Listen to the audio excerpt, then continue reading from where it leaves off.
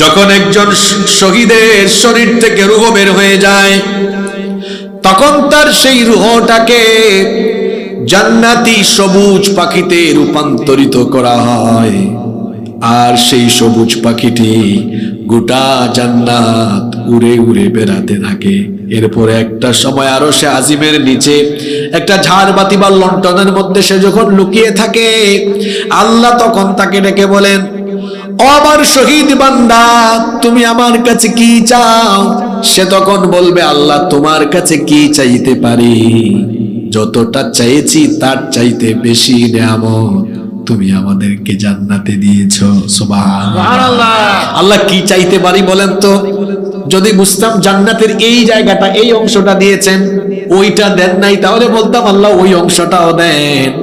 কিন্তু আপনি তো আমাদেরকে গোটা জান্নাতি দিয়ে দিয়েছেন, আর কি চাইতে পারি? আল্লাহ দ্বিতীয়বার বলবেন না কিছু একটা চাও। তারা বলবে, আল্লাহ কি চাইবো বলেন, সবই তো দিয়ে দিয়েছেন।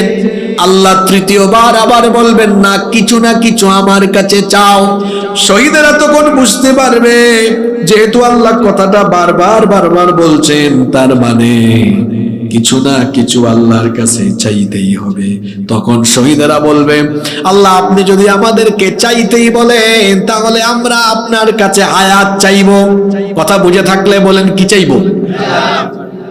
তখন আল্লাহ বলবেন, কি ব্যাপার, তোমরা এত কিছু থাকতে হায়াত চাইলা কেন?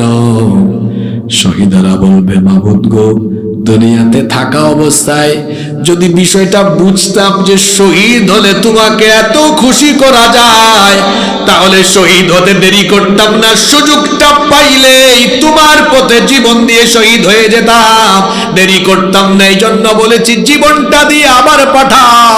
দুনিয়াতে যদি জীবন দিয়ে আবার পাঠাও, সঙ্গে সঙ্গে তোমার পথে লড়াই করে জীবন দিয়ে দিব। আল্লাহু আকবার।